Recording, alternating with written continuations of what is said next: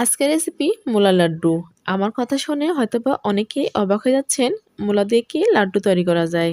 আমার মনে হয় আমি প্রথম মূলা দিয়ে এই লাড্ডুটা আমি গ্যারান্টি দিয়ে বলতে পারি, এই লাড্ডুটা খেয়ে কেউ বলতে পারবে না মূলা দিয়ে তৈরি করা হয়েছে। আমার বাসায় তো আমার জামাই খেয়ে বুঝতেই পারেনি। সে খেয়ে বলছে, এটা কি গাজরের লাড্ডু? আমি হেসে বললাম, না, এটা মূলা দিয়ে তৈরি করেছি। সে মূলা কথা শুনে অবাক হয়ে বলছে, এত সুস্বাদু হয় আমি জানতাম না। সে আমাকে অনুরোধ করলো আরও বেশি করে তৈরি করে দেওয়ার জন্য। বাজারে মূলা বস্তা করে নিয়ে এসে আপনারা বাসায় বেশি বেশি করে মূলার লাড্ডু তৈরি করে নিন। এখানে আমি 1 কেজির মতো সাদা মূলা নিয়েছি আর মূলাগুলো ধুয়ে ভালোভাবে পরিষ্কার করে নিয়েছি। এবার মূলাগুলো আমি গ্রেটার দিয়ে গ্রেট করে নিচ্ছি। গ্রেটার দিয়ে গ্রেট করলে মূলাগুলো অনেক মিহি এবং সফট হবে। আপনারাও চেষ্টা করবেন গ্রেটার দিয়ে গ্রেট করার জন্য। আমি ঠিক এভাবে সবগুলো গ্রেট করে নিলাম। এই পর্যায়ে দিচ্ছি লবণ। এখানে আমি 4 চামচের 1 চামচের মতো মূলার মধ্যে লবণ দিয়ে মূলাগুলো ভালোভাবে হাত দিয়ে চটকে চটকে মেখে নেব। হাত দিয়ে চটকে মেখে নিলে মূলা থেকে অনেক পানি বের হবে। মূলাতে একটা বাজে স্মেল আছে, এই স্মেলের কারণে অনেকে মূলা খেতে পছন্দ করে না।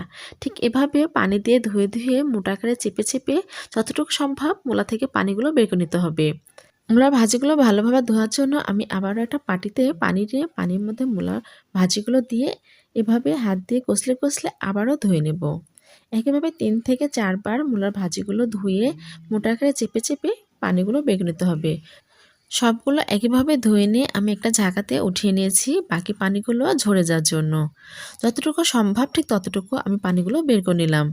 এবার চলে যাচ্ছি লাড্ডু বানানোর মূল রেসিপি বসিয়ে দিয়েছি। প্যানে দিচ্ছি 2 চা চামচ ঘি।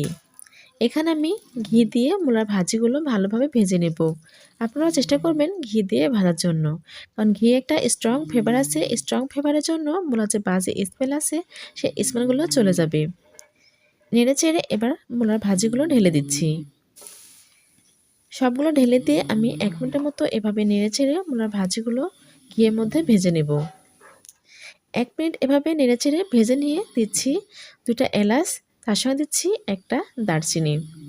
এরপরে চুলার আঁচ মিডিয়ামে রেখে আমি ভাজিগুলো ভেজে নিচ্ছি।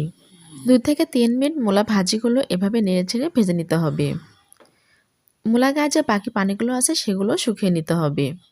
এরপর যা দিচ্ছি দুধ। এখানে আমি 500 গ্রামের মতো গাভীর ফুল ক্রিম দুধ নিয়েছি। আমি এখানে গাভীর ফুল ক্রিম দুধ নিয়েছি। আপনারা গুঁড়ো দুধ দিয়েও এই লাড্ডুটা তৈরি করে নিতে পারেন। নেড়ে চেড়ে এবার ভালোভাবে মিশিয়ে নিতে হবে। 6 থেকে 7 মিনিট এভাবে রান্না করতে হবে ঢাকনা দিয়ে ঢেকে। আর এ পর্যায়ে আপনারা চাইলে চুলার আঁচটা মিডিয়াম থেকে বাড়িয়ে নিতে পারেন। ঢাকনা দিয়ে ঢেকে আমি 6 থেকে 7 মিনিটের মতো রান্না করলাম। 6 থেকে 7 মিনিট পর ঢাকনাটা উঠিয়ে নিলাম। মূলা ভাজিতে যে লিকুইড দুধ দিয়েছিলাম সেটা অনেকটাই টেনে গেছে, সেই সঙ্গে মূলাগুলো সফট নরম হয়েছে। নেড়ে চেড়ে 1 থেকে 1.5 মিনিট বাকি দুধগুলো শুকিয়ে নিচ্ছি। এরপর দিচ্ছি খেজুরের ঝোলা গুড়। এখানে আমি 250 গ্রাম গুড় নিয়েছি। আপনারা চাইলে পাটালি দিয়েও এই লাড্ডুটা তৈরি করতে পারেন। আপনাদের কাছে খেজুরের পাটালি বা ঝোলা গুড়টা অ্যাভেলেবল না থাকে তাহলে চিনি দিয়ে এই লাড্ডুটা তৈরি করে নেবেন। মূলার ভাজির সঙ্গে খেজুরের ঝোলা গুড়গুলো আমি নেড়ে চেড়ে মিশিয়ে নিচ্ছি। ভালোভাবে মিশিয়ে নিতে হবে। এই পর্যায়ে চুলার আঁচ হাই হিটে থাকবে। হাই হিটে রেখে আমি 7 থেকে 8 মিনিট এভাবে নেড়ে চেড়ে মূলার একটা ডো তৈরি করে নেব। এই পর্যায়ে দিচ্ছি বাদাম আর কিশমিশ। এখানে আমি চীনাবাদাম নিয়েছি আর বাদামগুলো ভেজে বাদামের যে উপরে লাল আবরণ থাকে সেটা উঠিয়ে নিয়েছি। এভাবে নাড়তে নাড়তে পানিগুলো শুকিয়ে নিতে হবে। এরপর দিচ্ছি লবণ। এখানে আমি খুবই সামান্য একটু লবণ দিচ্ছি মিষ্টি ব্যালেন্স করার জন্য। আর যারা মিষ্টি জাতীয় খাবারে লবণ খেতে চান না তারা স্কিপ করবেন। নেড়েচেড়ে মিশিয়ে নিলাম।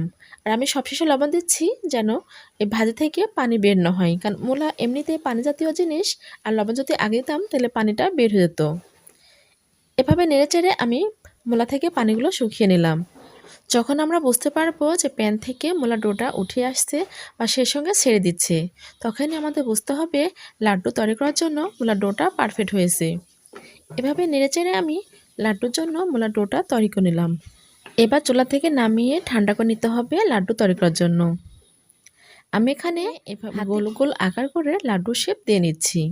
লাড্ডু শেপ দেওয়া খুবই সহজ। হাতের মধ্যে নিয়ে এবার একটু ঘুরিয়ে ঘুরিয়ে নিলে লাড্ডু শেপ হয়ে যাবে।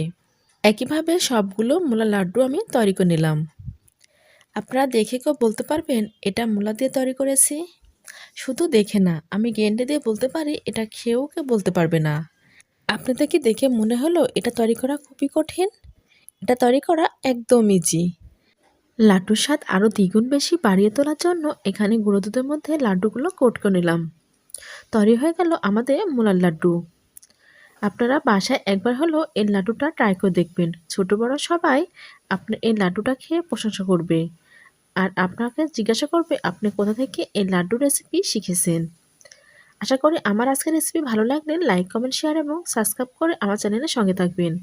আর খেয়ে জানাবেন খেতে কেমন লাগলো। সবাই ভালো থাকবেন, সুস্থ থাকবেন। সুস্বাস্থ্য কামনা করে আজকের মতো বিদায় নিচ্ছি। আবারও হাজির হয়ে যাব নতুন কোনো রেসিপি নিয়ে। আল্লাহ হাফেজ।